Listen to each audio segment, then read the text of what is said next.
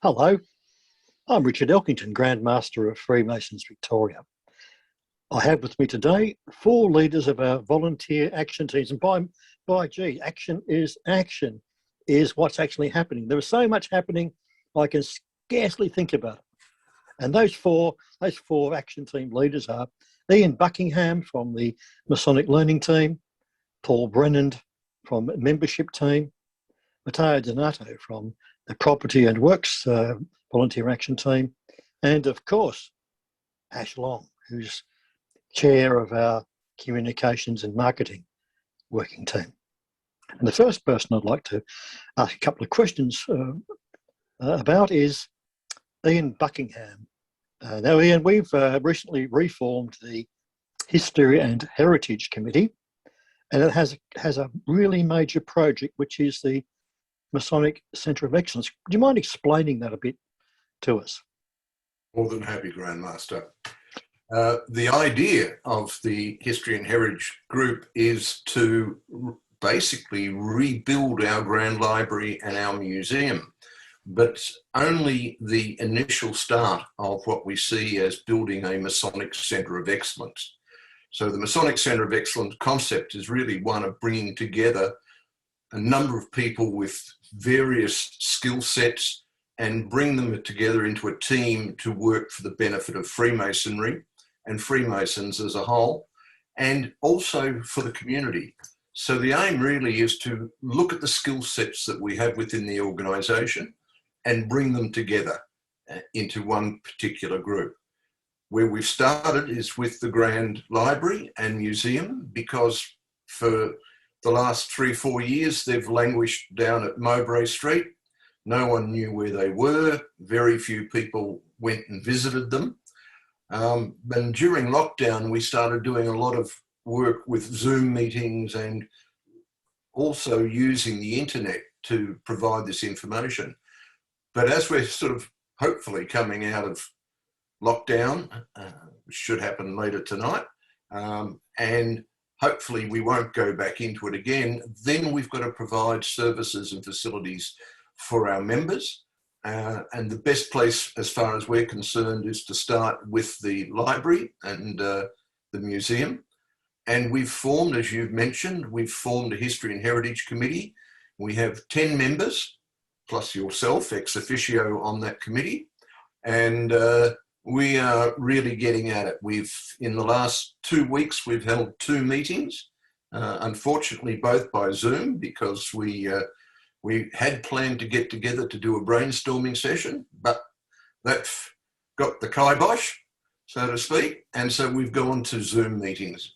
But they're a very enthusiastic group, and we're currently looking at where we might have this facility finally established. Right now, it's sort of in limbo.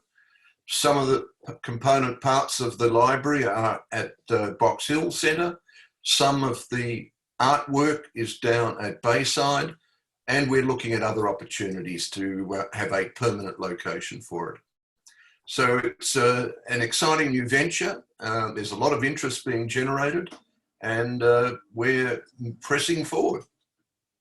A Masonic Centre of Excellence is really the library, the museum. Does it encompass training facilities as well, Ian? It does. We were looking to bring ritual and ceremonial in under that. We're also looking at other points where we can bring people together and do courses for masters, for various groups within the area, with training of the grand team, etc., etc. So it's an opportunity to bring a lot of the brethren together and provide that training facility for them. So we're working on that now, but as I said, our first priority right now is to get the library and the museum up and functioning, and then the rest hopefully will follow. Thank you very much, Ian. I'm sure our members will be very pleased to know that we're actually pursuing a library, a museum, and training facilities, because members is really what all that Paul Brennan, the chair of our membership volunteer action team, thinks about. And Paul, we've been we've been sitting back and watching our numbers decline.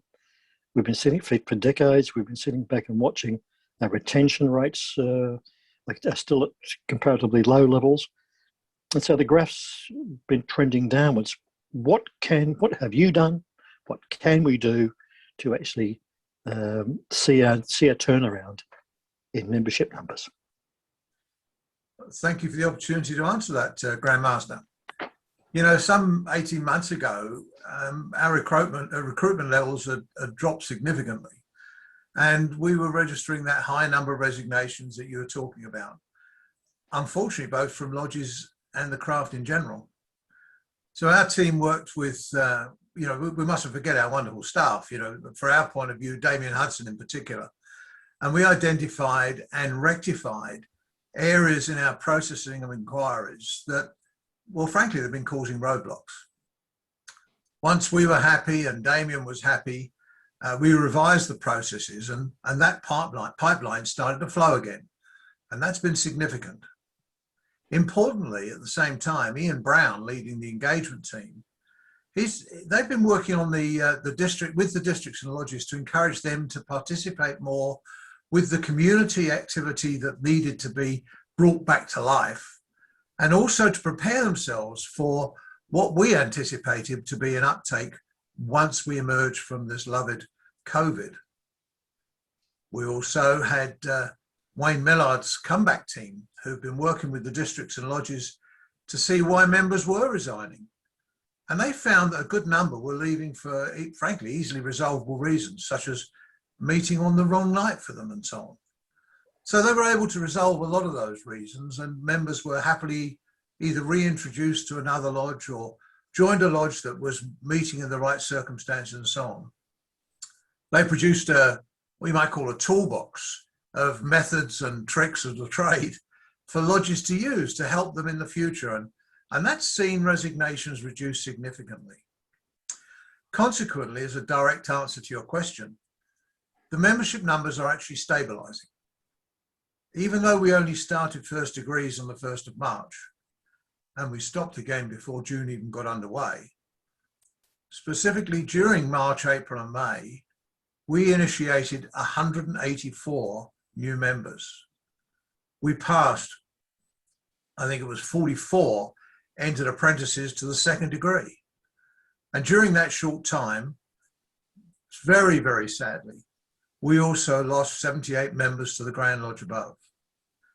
And there were a number of resignations too, many of whom changed lodges, but many of whom also moved interstate or were too frail to continue on in the craft. The overall effect of that was that at the beginning of 2021, we had 7,604 members. That total is now showing 7,623. Yes, that's a minor increase, but it's not a race to accelerate new members at any cost, but to retain the members we have and for them to enjoy their Masonic experience and to bring in a steady stream of new members, all of whom have been carefully selected and who are joining for the right reasons.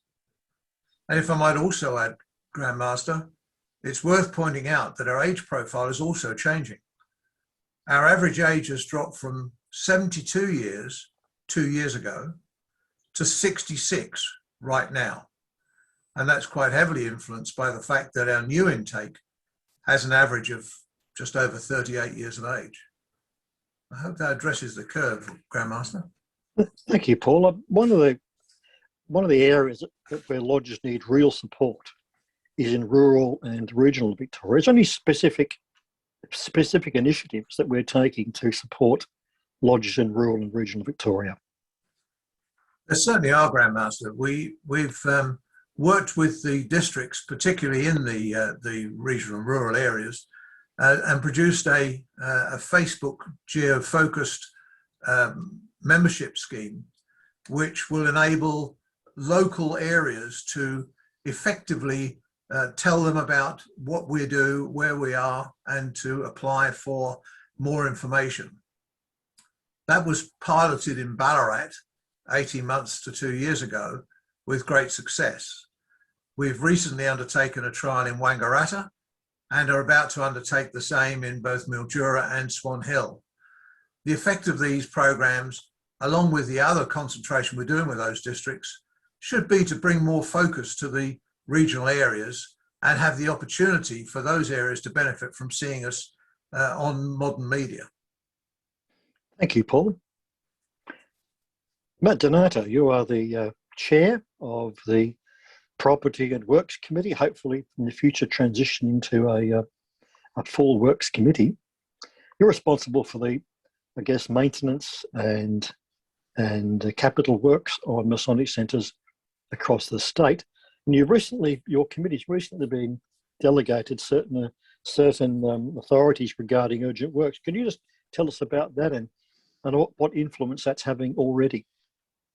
Thank you, Grandmaster, and thank you for the opportunity.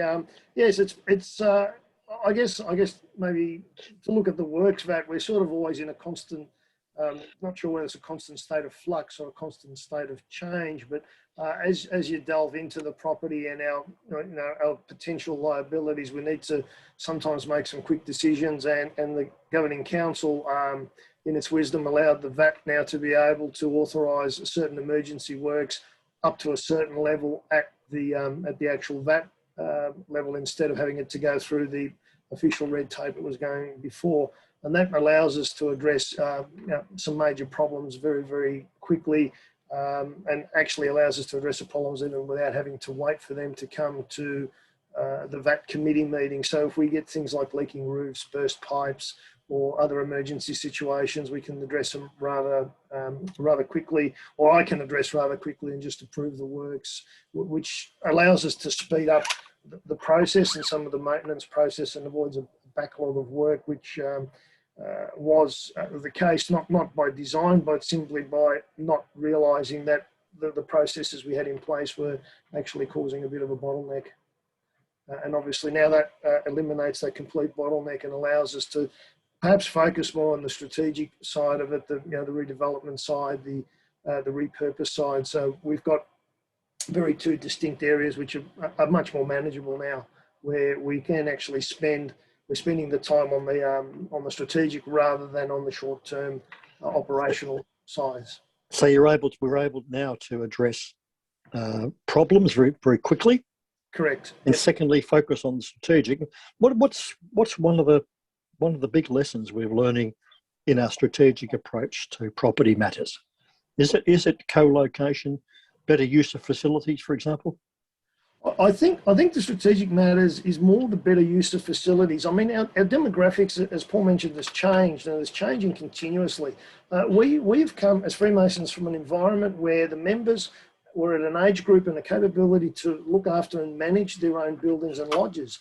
We now have an age demographic which is somewhere in the 70s and 80s, and the workforce or the brethren that were capable of maintaining their own lodges are now at an age bracket where they can't do that anymore. So that whole manner in which we address maintenance has changed altogether. We can't rely on 80-year-old, 90-year-old brethren, or expect 80 or 90-year-old brethren to do maintenance on roofs and walls and windows.